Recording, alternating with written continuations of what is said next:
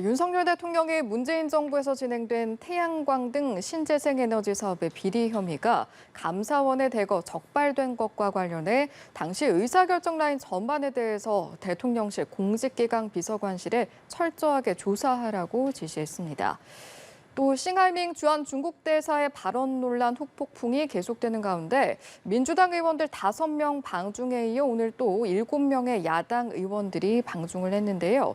민주당은 2달 전에 준비한 일정이라며 문화교류 활성화 차원이라는 설명이지만 당 안팎에서도 시기적으로 부적절한 게 아니냐는 지적도 제기되고 있습니다. 정치권 이슈들 짚어보겠습니다. 정연국 전 청와대 대변인, 복귀왕 전 민주당 선대위 대변인 모셨습니다. 어서 오십시오. 안녕하세요. 안녕하십니까? 의사 결정 라인 전반을 철저하게 조사하라. 어제 대통령의 발언인데요. 태양광 비리와 관련해서 이게 최종 결과에 대한 건 아니고 감사원의 중간 결과에 대한 언급이었던 겁니다. 일단 어떻게 들으셨는지 두 분 의견 듣고 본격적인 이야기 시작하죠. 이게 감사원 중간 감사 결과 발표인데도 불구하고 너무나 참 놀라움을 금하지 못하는 결과가 나왔습니다. 사실 지난 문재인 정부 5년 동안에 이 탈원전과 신재생 에너지 부분에 대해서는 사실 지난 정부의 주 메인 브랜드의 에너지 정책이지 않습니까?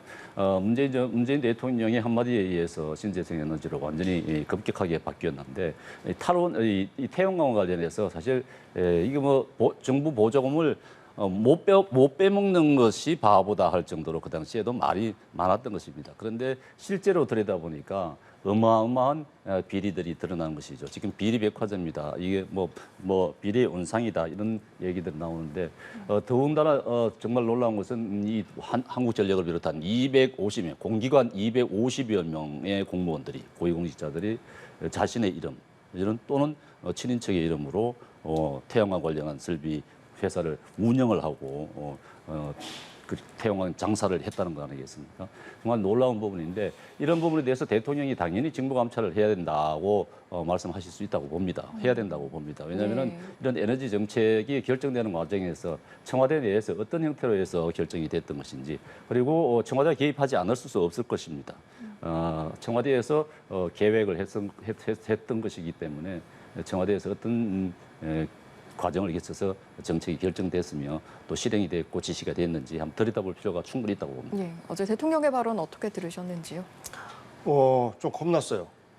의사결정 라인이다라고 하면 굉장히 불분명하고 정치적 공격도 얼마든지 할 수 있는 이런 거거든요. 그리고 문재인 정부는 문재인 대통령뿐만 아니라 민주당 전체의 에너지 정책이 친환경적 신재생 에너지 방향으로 가야 한다. 그리고 전 세계가 추구하고 있는 최소한 30% 이상의 에너지 비율을 신재생 에너지로 감당할 만큼 우리가 확대해야 된다. 그런데 현재 우리는 3% 이내 정도밖에 안 되거든요. 그래서 상대적으로 공격적인 재생 에너지 정책을 펴왔던 것은 사실이에요. 그러면 저는 윤석열 대통령이 이렇게 말했으면 좋겠어요. 신재생 에너지의 생태계 전반에 위축을 주지 않는 범위 내에서 과정에서의 부조리는 철저히 발본색원해야 된다라고 하면 맞아요.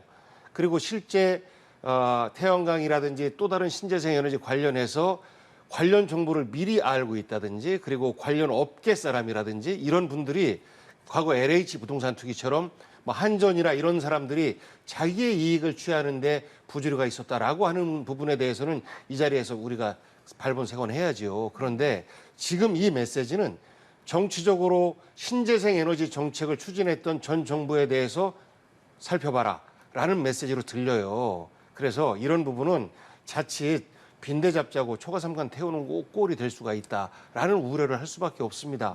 전 세계에서 지금 윤석열 정부의 에너지 정책이 아리백이라든지 이런 직접적으로 기업에 타격을 주는 이런 정책적 지원을 정부에서 하지 않다 보니까 향후에 삼성을 비롯해서 신재생 에너지에 100% 충족을 못하는 우리 기업들 어떻게 경쟁력을 우리가 만들어 나가느냐 이런 걱정을 하거든요. 그래서 정책은 살리되 집행 과정에서의 부조리를 들여다본다라는 방향으로 가야 되는데 자칫 야당에 대한 전임 정부에 대한 정치적 공격으로 몰입될까 봐서 그런 걱정을 좀 안 할 수 없는 대목인 네. 것 같습니다. 태양광 사업이 또 문재인 정부가 미뤘던 주요 정책이다 보니까 이런 말씀을 해주신 것 같은데 일단은 의사결정 라인 전반을 철저하게 조사하라라는 언급이었잖아요.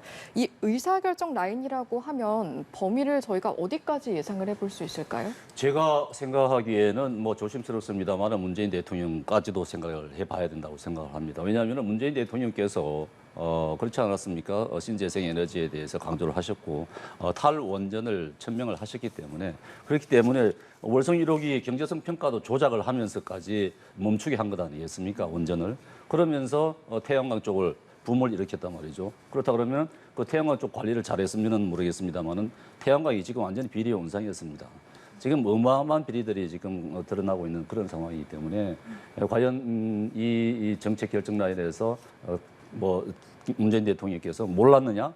그렇지 않을 겁니다. 문재인 대통령 한마디에서 월성원전 1호기가 중단되고 했던 것 아니겠습니까? 그렇기 때문에 이 전체적으로 들여다볼 필요가 있겠다 싶습니다. 예.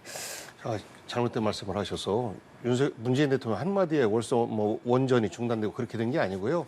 정책적 판단과 과정을 세밀하게 들여다보고 진행할 부분은 진행하고 멈출 부분은 멈추고 이렇게 부처의 판단, 전문가들의 판단에 의해서 진행된 것인데 정권이 바뀌고 나서 사실 이 부분에 대한 정치적 공격을 해오고 있고 백운규 전 산업부 장관을 비롯해서 몇몇 분이 이제 지금 기소가 돼 있는데 저는 재판 과정에서 과연 이런 정책적인 판단까지도 범죄화해야 되느냐라는 부분에 대한 판단이 좀 남아 있기 때문에 그 부분에서 잘못된 부분이 있다면 뭐 들여다봐야죠. 그런데 신재생 에너지 이 정책 방향에 대해서 문제를 삼는 것 자체는 대한민국이 사실 과거로 가는 거랑 똑같습니다.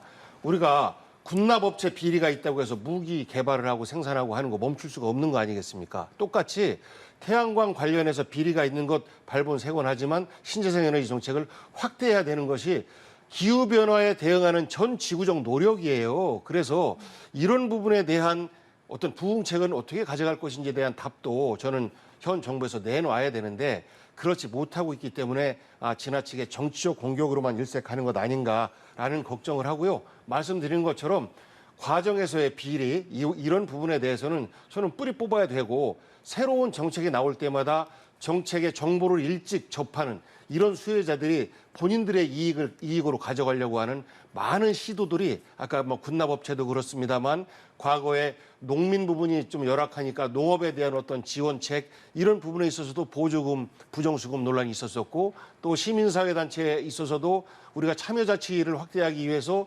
시민사회의 자발성을 확대하기 위한 어떤 국고 보조금이 있었는데 이것들이 일부분에서 잘못된 부분이 있었고 그렇다고 해서 우리가 그것을 전부 다 통째로 다 잘못됐다라고 하면 안 되는 거예요. 국가는 행정적으로 그런 잘못된 부분은 우리가 바로 잡아가면서 확대할 수 있는 이러한 길을 터주는 것 자체가 저는 국가의 어떤 역할이라고 생각합니다. 에너지 정책은 사실 100년 대계나 마찬가지입니다. 한번 잘못 시작되면은 이게 감당하기 어려운 그런 정책이거든요. 사실 그렇기 때문에 에너지 정책을 지난 정부에서 시작을 할 때 좀 면밀하게 검토를 했어야 되는 것이 맞습니다. 너무 성급하게 시작했고 너무 졸속으로 시작한 것이 맞습니다. 그렇기 때문에 탈원전을 해서 어마어마한 손해를 갖다가 본 것 아니겠습니까?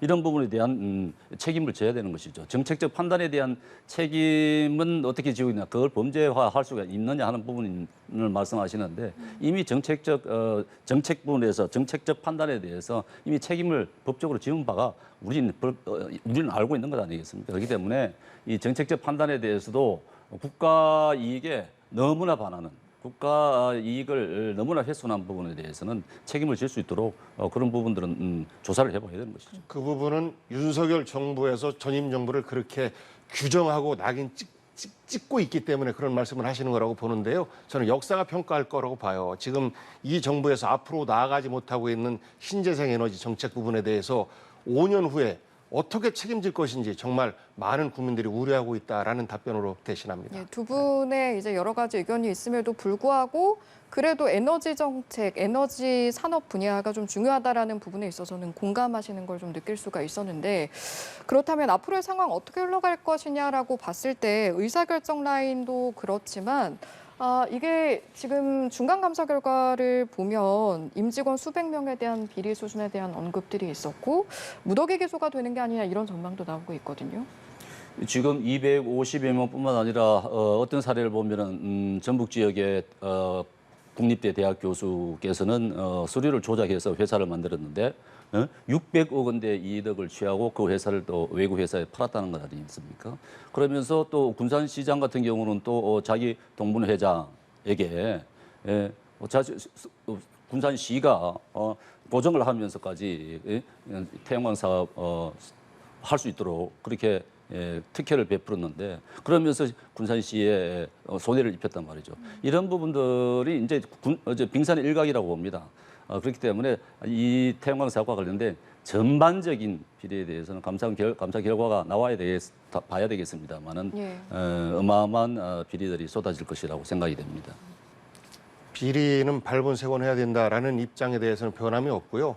우리가 건설업계가 세계 최고 수준이라고 얘기해요. 하지만 건설업계의 부정비리는 반복적으로 계속해서 지적돼 왔습니다. 그럼에도 불구하고 건설업계의 발전을 가로막지는 않았어요. 그런 것처럼 태양광 부분도 신재생 에너지 관련해서 전 세계에 주도적인 역할을 할 수 있을 정도의 그 산업에 대한 지원과 배려 플러스 과정에서의 부조리한 부분에 대해서는 우리가 들여다보고 뿌리 뽑는다라는 관점으로 가야 한다라는 말씀을 다시 반복적으로 드릴 수밖에 없는데 그렇다고 해서 저희가 이런 부정비리를 봐주자라는 말씀이 아니에요. 말씀하셨던 그런 개별적인 잘못된 부분은 뿌리 뽑아야 되죠. 그래서 이 신재생 에너지 시장 자체가 바른 방향으로 확대되어 가고 전 세계 시장에서도 대한민국 건설업계 기술력이 전 세계를 우리가 평정하고 있는 것처럼 똑같이 우리 신재생 에너지 산업 부분도 그렇게 되기를 저는 희망하고 그것을 계속해서 부양하는 역할이 정부의 역할이다라는 그 기본적인 전제를 좀 잊지 말고 부정비리에 대한 사정과 수사를 해줬으면 하는 부탁의 말씀드리고 싶어요. 그렇습니다. 신재생 에너지도 포기할 수 없는 부분이죠. 그런데 지난번 원전 같은 경우도 원전 기술은 참 대한민국이 세계 최고였던 것 누구나가 인정하는 것 아니겠습니까? 그런데도 불구하고 기술력을 사장을 시켰던 것 아니겠습니까? 거기에 따른 손해 이런 것도 어마어마한 것이죠. 그런데 신재생 에너지도 일정 부분 가야 하는 것이 맞습니다. 그렇지만 지난 정부에서 이 신재생 에너지에 대해서 관리를 못한 것이죠. 태양광 비리에 대해서 그 당시만 하더라도 어마어마한 얘기들이 쏟아져 나왔습니다. 그렇다 그러면은 철저하게 관리를 하고 신재생 에너지 기술을 갖다가 좀 더 높일 수 있는 상향할 수 있는 그런 보장책을 지속적으로 만들어 갔어야 되는 것이죠. 그런데 거기에 대한 대책이 전혀 없었던 상황 아니겠습니까? 그렇기 때문에 이 지금 비리의 온상이 된 것입니다. 그 좀 차이가 있죠. 그 정책을 부양하기 위한 노력을 했고 그런데 그 과정에서 지금 들여다보니 여러 가지 집행 과정에서의 문제점들이 보이더라라는 것 아니겠습니까? 그래서 정책 부양에 대해서 윤석열 정부에서는 대안이 없으니까 현재 이제 얼어붙을 거예요. 이쪽 시장이. 이제 앞으로는 태양광 새로운 사업에 대한 도전을 한다든지 꿈도 못 꿀 거예요. 왜? 수사 대상이 될 거니까. 그리고 이 정부에서 싫어하니까. 그래서 멈출 거예요. 이것에 대한 답을 윤석열 정부에서 내놓아야 된다. 최소한 시장을 얼어붙게 해서는 안 된다라는 우려를 말씀드리는 겁니다. 예. 그런 부분은 저는 받아들였으면 좋겠어요. 시장이 반시장적으로 형성이 됐기 때문에 이것은 정상화시켜야 되는 것이 맞는 것이죠. 자, 중간 감사 결과 발표가 바로 어제였습니다. 그렇기 때문에 또 최종 감사 결과까지 그리고 이후 상황까지는 보시면서 또 두 분이 걱정하시는 산업에 대한 부분도 좀 잘 자리 잡아 가기를 바라보겠습니다. 주제를 바꿔보겠습니다. 싱하이밍 대사 발언 이후 폭풍이 만만치가 않고요. 그래서 어제 조태용 국가안보실장 이제 도쿄로 출국하는데 그때도 한중 관계에 대한 질문이 좀 많았습니다. 일단 언급했던 부분이 직접적으로 싱하이밍 대사에 대한 발언은 하고자 하지 않는 모습이었는데 한중 관계에 있어서는 이 관계 발전에 역행하는 일이 있어서는 안 된다라는 정도의 발언 들어볼 수 있었거든요. 어떻게 들으셨습니까? 상식적인 말이죠. 우리 입장에서는. 그런데 과연 중국 입장에서 한국은 어떨까? 외교는 늘 역지사지 아니겠습니까? 어떨까라고 생각해 보면 중국 입장에서는 한국이 좀 되게 서운할 거예요. 왜냐하면 그동안에 우리가 가져왔던 대중국 정책 기조와 많이 달라요. 박근혜 대통령이 인민군 창설 때도 가서 축하를 해주고 했었던 역사가 있지 않습니까? 그 이후에 사드 때문에 잠시 양 국가가 마찰을 겪어오다가 다시 또 정상화 복원됐는데 이번에는 좀 차원이 다르게 일종의 진영 외교 쪽으로 대한민국 외교가 기울어져 가고 있는 이런 모습을 중국이 보고 있는 것 같아요. 그래서 물론 싱하이밍 대사의 발언은 대단히 적절치 못한 발언이었다라고 모두가 다 그렇게 판단하고 있습니다. 그것에 대한 이견은 존재하지 않아요. 다만 중국과 한국의 관계, 한국과 미국의 관계, 한국과 일본의 관계 이런 부분에서 대한민국이 유독 중국에 대해서만 당신들하고는 당신들이 똑바로 안 하면 우리는 당신들하고 안 놀 거야 라는 듯한 어떤 그 이미지를 주고 있는 것. 특히나 그 양안 관계에 있어서 우리는 굉장히 조심스럽게 대응하고 있었고 지금까지 그 한중교를 30여 년 동안 똑같이 그렇게 해왔고 중국과의 교류를 우리가 처음 맺으면서 대만은 우리가 정상적인 외교 관계 그쪽에 대사관이 없지 않습니까? 중국의 대사관이 있어요. 그런 것들을 인정하면서 출발했는데 지금 다시 이제 중국이 전 세계적인 영향력을 확대해 나가면서 미국과의 이러저러한 마찰 관계에 있어요.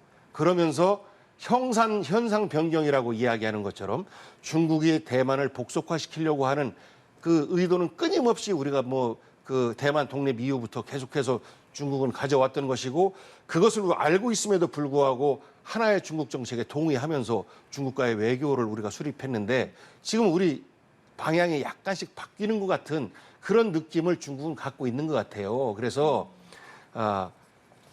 역지사지해 볼 때 과연 우리가 중국의 이런 우려를 안 하게끔 대미, 대일 외교를 해왔는지 대중 외교를 해왔는지를 들여다봐야 돼요. 그래서 한중 관계가 역진하고 있는 것 오로지 중국만 탓할 수 있는 거냐.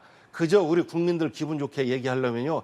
중국 나빠요 얘기하면 되는데 외교 관계는 그렇게 풀어나가서는 안 된다. 그래서 조태용 실장이 이야기한 것처럼 그 역진돼서는 안 되니 한국과 중국 동시에 노력을 해야 되고 그리고 싱하이밍의 그런 그 부적절한 처사에 대해서는 우리가 강력히 이미 초치해서 항의도 했고 이런 부분에 대한 어떤 그 중국 외교 당국의 대응을 촉구하는 방식으로 가야지 한중 외교의 전반을 우리가 무너뜨리는 위기에 처하게 하는 이런 방향으로는 가서는 안 된다라는 어떤 그 뉘앙스가 숨겨져 있는 것 아닌가 싶습니다. 예. 중국이 우리나라로부터 존중을 받으려고 하면요, 중국 스스로도 대한민국을 존중을 해야 됩니다. 그런데 지금 대부분의 인식이 지금 자기 나라의 변방의 한 속국 정도로만 생각하는 그런 인식이 깔려 있기 때문에 문제인 것이고, 지금 일개 말하자면은 대사가 대한민국 국격을 어마어마하게 훼손한 것 아니겠습니까? 그런데도 불구하고 민주당 의원들은 대한민국을 지키는 것이 아니라 중국을 보호하는 듯한 말들을 한단 말이죠. 왜 비난의 화살을 중국으로 돌리지 않고 우리나라 정부를 돌립니까? 그 도저히 이해가 되지 않는 부분입니다. 사실 이재명 대표 같은 경우도 그날 당일날 15분 동안 가만히 그런 얘기를 듣고 있었다는 거 도저히 이해가 되지 않아요. 그런 얘기를 하면은 이재명 대표가 말을 끊는다든지 아니면은 말이 15분 뒤에 발언 뒤에 항의를 한다든지 당신이 어떻게 그렇게 우리 대한민국의 국격을 훼손하느냐, 당신이 뭔데 그렇게 하느냐 항의도 할 수 있는 부분 아니겠습니까? 그런데도 불구하고 조용히 듣고 왔고 배석했던 국회의원들 다 받아 적어서 내려왔단 말입니다. 그런 자세가 기본적으로 민주당의 의원들도 좀 반성을 해야 될 부분이 분명히 있다 그렇게 생각이 됩니다. 그러면 예 말씀하시죠. 적어도 문재인 정부 때는 미국에 가서도 우리 할 말을 다 했고 중국에 가서도 우리 할 말을 다 했습니다. 어느 한 나라에 고개 숙이지 않았어요. 그러니까 윤석열 대통령 우리 대통령실을 미국이 도청했다라는 객관적 의혹이 있음에도 불구하고 우리가 뭐라고 합니까? 라는 답을 했습니다. 그것과 관련해서 정부 여당에서 한마디 말도 못했어요. 이건 실행한 거 아니겠습니까? 우방국이 우방국 대통령실을 도청했다. 이거는 말이 안 되는 이야기예요. 거기에는 찍소리도 못했어요. 그런데 겨우 대사급 관계자가 말을 한 것을 가지고 마치 민주당 당사자가 거기 있었기 때문에 한국을 중국의 속국처럼 여기는 그들의 논리에 우리가 동의하는 것 아니냐라는 이제 공격을 해오고 있는 것인데요.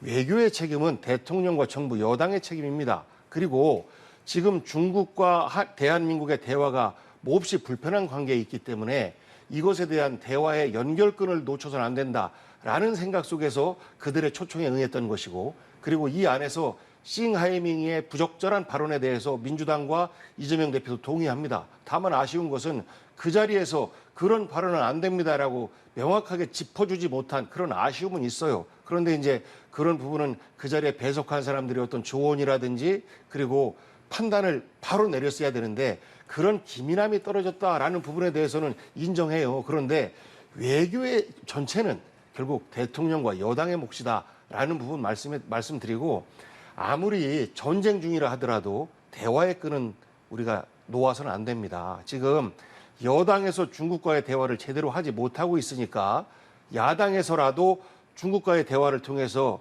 경제적 교류가 가장 큰 나라인 중국과의 관계를 그래도 원만하게 유지하고 싶은 이러한 우리의 어떤 욕심일 수도 있죠. 그런데 이것이 중국 대사의 부적절한 발언을 제대로 우리가 비판하지 못한 이런 것 때문에 마치 우리의 외교를 뭐 구렁텅이로 몰아넣는 부끄럽게 만드는 이런 비난이 마치 야당인 것 마냥 말씀하시면 대통령 내놓으시고 이재명 당 대표를 대통령 시키세요. 그러면 그런 비난 받아도 마땅하다고 봅니다. 제가 말하는 민주당의 의원들의 기본적인 자세는 말이죠. 외교에 관한하는 원 보이스가 돼야 되는 것이 맞습니다. 한 목소리가 돼야 되는 것이죠.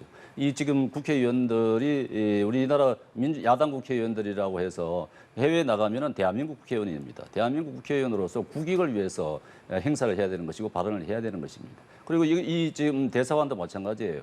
여기 가서 대사관에서 말할 때는 야당 대표로서가 아니라 대한민국 대표로서 한 분으로서 가시는 겁니다. 그렇기 때문에 대한민국의 국익을 위해서 말씀하셔야 되는 것인 것이죠. 그게 맞는 것인데 그렇지 못했다는 부분들이 좀 아쉬운 부분입니다. 예. 그러면 이재명 대표의 말은 아니었다라는 부분을 확인시켜 드립니다. 예, 이 부분도 제가 좀 여쭤보겠습니다. 최근에 민주당 의원 5명이 중국을 방문했다고 오늘 귀국을 하고요.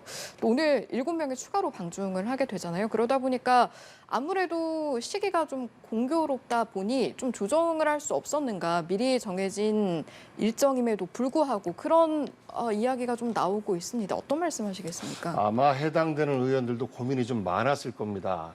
일단 여론이 현재는 안 좋지 않습니까?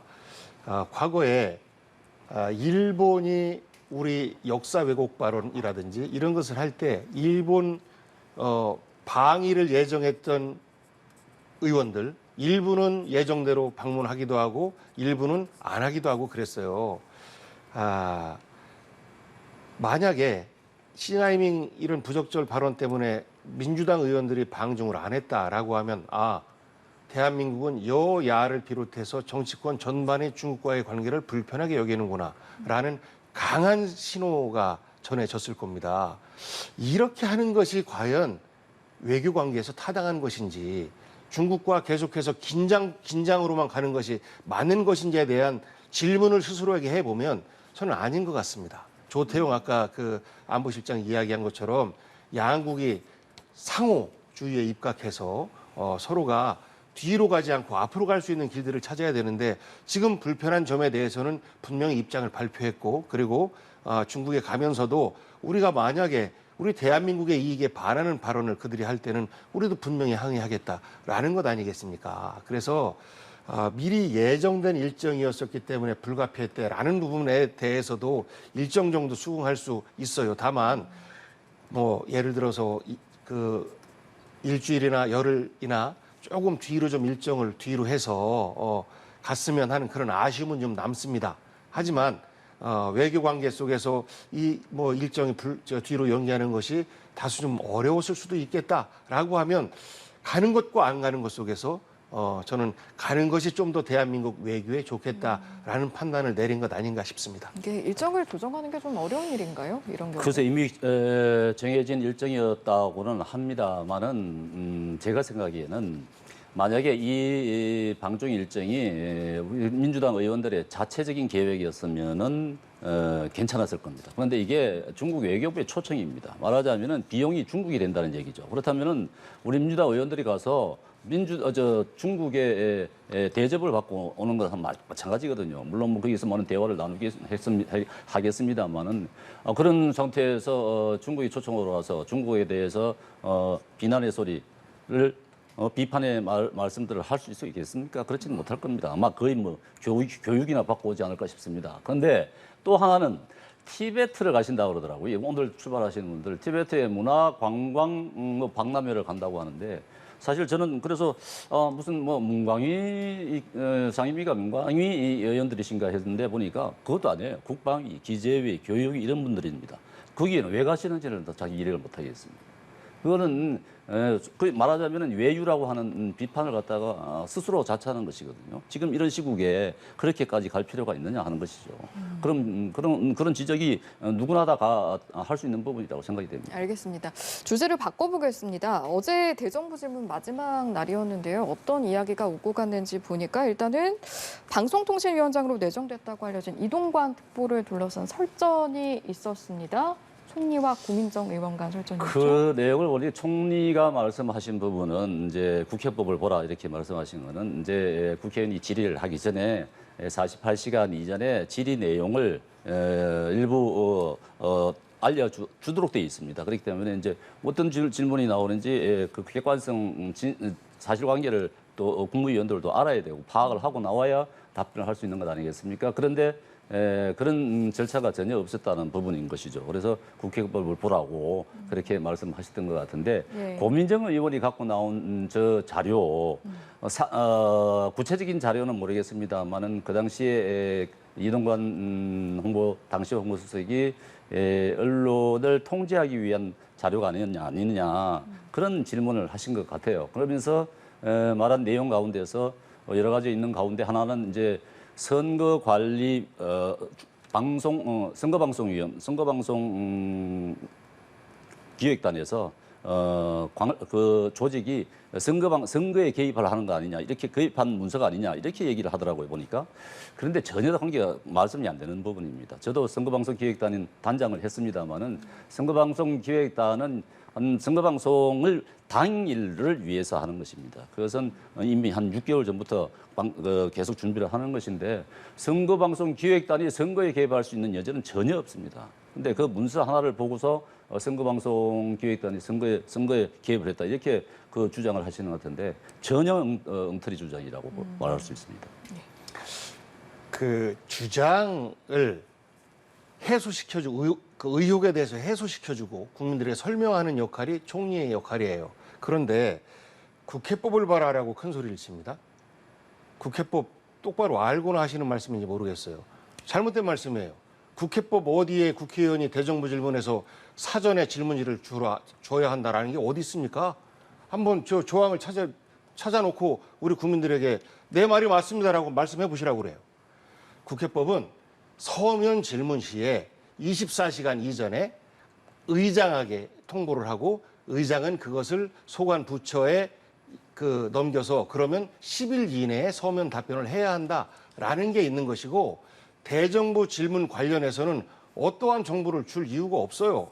다만 국회의원 입장에서는 좀 더 내실 있는 답변을 받기 위해서 이러이러한 질문을 할 테니 여기에 대한 답변을 준비해 주십시오라는 약간의 관례는 있습니다. 하지만 어떤 의원들은 아예 안 줘요.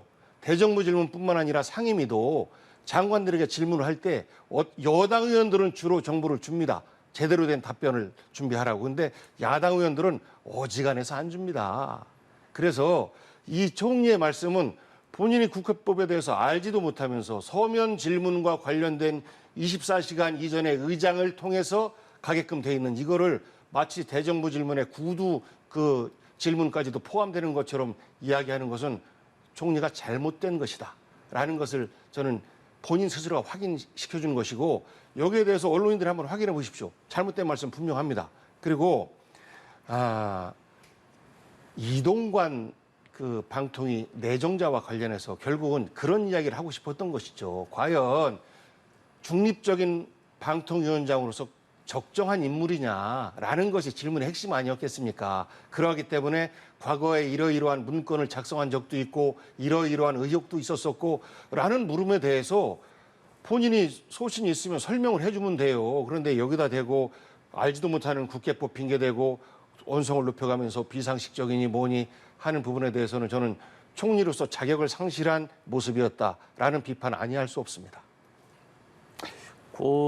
이동관 방통위원 내정자도 아닙니다. 지금 내정이 된 것도 아니고 내정이 됐다고 알려진 알려진 상황이죠? 그런 예. 상태인데 지금 온갖 얘기들이 다 나오고 있는 그런 상황입니다. 지금 뭐 고민정 의원도 그런 관련된 뭐 문서 하나를 가지고 총리를 말하자면 닥달하려고 하는 거 아니겠습니까? 그런 자세가 그렇게 바람직하지 보이지 않는 것이죠. 그래서 내실 있는 또 대정부 질문이 되려고 그러면은 질문을 주고 거기에 대한 답변을 충실한 답변을 받는 것이 맞는 것이죠. 네, 마찬가지로 짧게 한 말씀 듣고 주제 바꾸겠습니다. 네, 국회법 모르면 들먹이지 마십시오라는 충고를 총리한테 드리고 싶습니다. 여야 당 상황 짚어보겠습니다. 일단은 민주당 이야기 해보려고 하는데 혁신위원장 발표가 생각보다 시간이 좀 걸리고 있어요. 어떤 이유 때문이라고 생각하면 되는 겁니까? 1차 내정자가 무산되고 나서 상처를 입은 거죠. 그다음에 충분히 의견도 듣고 그리고 그분에 대한 여러 가지 우리가 알지 못했던 부분에 대한 검증도 좀 하고 있는 중인데 현재 한 2분 정도가 거론되는 것 아니겠습니까? 그 2분 가운데서 이러저러한 호불호도 또 있어요. 그리고 지금에 와서는 혁신위원장 내정해봤자 뭐하냐라는 어떤 어떤 의혹이라기보다는 그런 어떤 의견도 당내에서 이렇게 나오고 있습니다. 예. 시점상으로는 대정부 질문을 할 때는 사실 야당의 시간입니다. 야당에서 현 정부의 실정에 대해서 지적을 하고 이런 것들이 쭉 여론화되는 시기이기 때문에 이런 시기를 좀 피해서 발표를 하려고 미루는 것 아닌가. 그리고 미루면서 동시에 당내 의견을 충분히 듣고자 했던 것 아닌가 싶고요. 뭐 조만간에 발표가 되지 않을까 이렇게 전망합니다. 말씀하신 부분 이제 일각에서 나오는 의견이 너무 많이 시간이 지났다라는 비판 이야기가 나오는 것 같은데 어떻게 보이세요? 이렇게 정치권에서 정당이 혁신위를 발족하고 어떤 변화를 맞으려고 할 때 시일이 좀 걸리면 타격을 받는 부분이 있습니까? 당연히 그러겠죠. 지금 내부적으로 굉장히 많은 갈등이 있는 것으로 보여지는 것 아니겠습니까? 그렇기 때문에 혁신위원장 임명도 어려운 상황인 것 같고, 더군다나 이제 당내에서 뭐 여러 가지 얘기 나옵니다만 혁신위원장, 민주당이 혁신위원장을 새로 임명한 데에서 민주당이 혁신이 되겠냐 하는 얘기도 나오는 것 아니겠습니까? 이재명 대표 자체가 총선까지 가겠다고 본인이 물러나지 않겠다고 하는 상황에서 부패와 비리, 현비가 눈덩이처럼 쌓여있는 그분을 대표로 두고 혁신위원장이 임명이 된다고 한들 그러면은 민주당이 혁신이 되겠느냐, 쇄신이 되겠느냐, 어떤 부분을 쇄신할 것이냐 이런 부분에 대해서 많은 갈등이 있을 수밖에 없는 그런 상황 아니겠습니까? 그렇기 때문에 제가 보기에는 아마 이게 지금 두 분의 말씀들이 나오기는 합니다만 이분들도 사실 좀 고민이 깊을 것 같습니다. 사실 이걸 맡기에는 민주당 상황이 너무 복잡한 거 아니냐 하는 그런 부분이 있고, 만약에 혁신위원장이 된다고 해서 민주당이 갔을 때 어떤 부분을 혁신을 해야 될 것인지 이런 부분들은 뭐 사실 뭐 공천 룰과 관련해서는 만들 수는 있겠습니다만은 민주당 내에 다양한 계파들 그리고 이분들의 지금 펼쳐놓은 비리 부분들 이런 부분들을 다 쇄신을 할 수 있는 그런 작업들이 필요할 텐데 이런 과연 가능할 것이냐 하는 부분들에 대해서 고민이 있을 수 있다고 생각이 됩니다. 어떤 역할을 할 것이냐 책임감적인 부분에 있어서도 상당할 텐데 일단 지금 이야기가 나오고 있는 게 금요일 최고위 또 주목해서 보고 있는 부분들이 많아서 그때는 결과가 나올 수 있을지 지켜보겠습니다. 국민의힘 이야기도 좀 해보겠습니다. 여당은 김기현 대표가 지금 취임 100일 맞았잖아요. 그간의 100일 평가하신다면 어떤 말씀하시겠습니까? 김기현 대표 100일 됐죠. 평가를 한다 그러면은 내실을 다졌다. 당정 간의 관계를 굉장히 돈독하게 했고, 뭐 김기현 대표 자체가 말씀이라든가 행동 자체가 아주 도드라지고 튀고 이런 분이 아니기 때문에 좀 말하자면은 좀 조용하게 활동을 하시는 분의 가운데 한 명이기 때문에 그 가운데서도 굉장히 이 당정 간의 내실을 다졌다는 부분에 대해서는 당내에서 평가가 있는 것입니다. 그렇기 때문에 100일 이제 100일을 지났으니까 더 나은 결과를 내놓기 위해서 좀 더 많은 기대가 간다고 할 수 있겠습니다. 오늘 기자회견에서는 의원 정수 축소, 불체포 특권 폐지 이런 혁신 비전을 발표를 하기도 했습니다. 어떻게 들으셨는지도 궁금하고요. 100일 어떻게 평가하시겠습니까? 의원 정수 축소라든지 불체포 특권 폐지라든지 이거는 그야말로 국민들 눈 가리는 이러한 발언이고요. 추진할 수도 없는 내용인데 말로 인기 얻으려고 하는 겁니다. 굉장히 비겁한 발언입니다. 지난 100일 잘 갔으면 좋았을 텐데 윤석열 대통령 친정체제가 완성된 100일 아니겠습니까? 이준석 쫓겨내고 유승민 쫓아내고 나경원 쫓아내고 국민의힘 내에서 다른 말을 하는 사람들을 완전히 뿌리 뽑고 윤석열 대통령 체제로 일종의 윤석열의 대리인으로서의 정당 대표 이 100일이었었는데 그 100일 동안 협치가 완전히 사라졌어요. 여야가 대화가 안 됩니다. 그러니까 이런 부분에 대한 여당 대표로서 정치가 소멸되는 것에 대한 책임을 지지 않을 수 없어요. 그래서 100일이 지난 지금이라도 정치를 다시 복원하기 위한 노력을 해줬으면 하는 말씀 하나 하고 그다음에 대표의 발언이 너무 가볍습니다. 일종의 수석 대변인 같아요. 야당 대표를 직접 비난하고 야당 국회의원들을 직접 비난하고 이렇게 해요. 그러면 누가 대화를 할 수 있겠습니까? 실제 직책상으로 수석 대변인이 있으면 좀 험한 말은 그분들에게 좀 맡기고 대표는 점잖게 최종적으로 야당과 또 정치 대화 상대들과 얘기할 수 있는 이런 정도의 품위를 유지했으면 좋겠는데 그게 안 되고 있어서 저는 좀 무게감을 더 가졌으면 하는 좀 바람을 가져보고요. 맨 처음 당선될 때의 그 부동산 투기 의혹이 굉장히 컸지 않습니까? 그거는 그 당 자체 내에서 나왔던 의혹이었고 또 지금은 김남국 의원 코인 의혹 이후로 김기현 대표 장남이 코인 업체에 매우 중요한 임원으로 활동하고 있다라는 부분들이 확인되고 있어요. 그래서 저는 김기현 대표께서 코인과 관련된 어떤 정치권, 국회의원들의 투명함 이런 것들을 좀 이끌어내고 본인이 오해다, 억울하다라고 하면 국회의원 전수조사에 대한 동의를 빨리 했으면 좋겠어요. 민주당과 그 나머지 정치인들은 모두가 동의를 하는데 국민의힘만 코인 전수조사에 대해서 현재 응하고 있지 않고 있거든요. 그래서 본인에게 어떤 의혹, 이런 의혹을 해소하기 위해서라도 코인에 대한 전수조사 국민의힘에서 빨리 응하기를 기대합니다. 김기현 대표의 아들이 코인 회사에 근무한다고 해서 코인 투기를 했다 이렇게 말씀하시는 거는 그거는 너무나 나간 발언이시고요. 코인 전수조사 이제 시작이 되는 것이죠 오늘부터. 그렇기 때문에 단지 이제 뭐 어떤 이유에서인지 동의서가 국민의힘에서는 동의서가 제출하지 않았다 이런 부분들이 있던 것 같은데 아마 그거는 전수조사가 다 동의를 한 부분이기 때문에 아마 그런 절차상의 문제는 없을 것 같습니다. 네. 저도 역시 이 코인 부분에 국회의원들 전원에 대해서 명확한 조사가 필요하다는 데에서 동의를 합니다. 알겠습니다. 그런데 이제 김기현 대표의 이게 아들 문제를 김남국 의원과 지금 연계시켜서 말씀하시는 부분은 그거는 온당치 못하다고 생각합니다. 마지막으로 이 내용 짧게 여쭤보겠습니다. 이재명 대표가 김기현 대표를 향해서 비공개 소주 회동을 제안을 했던데 사실 얼마 전까지도 식사 제안하지 말고 좀 공개적으로 이야기하자라고 하다가 TV 토론 논의하나 싶었는데 이런 이야기가 나온 거예요. 이거 소주 회동 성사될지 두 분의 의견 30초씩 듣고 마무리하겠습니다. 네, 먼저 여쭤보죠. 소주 회동 제안을 우리가 이재명 대표가 이제 거부하면서 TV 토론이라도 하자라고 했는데 이것이 뭐 형식과 뭐 내용 이런 거 가지고 성사가 안 되고 있어서 그러면 소주 회동이라도 합시다.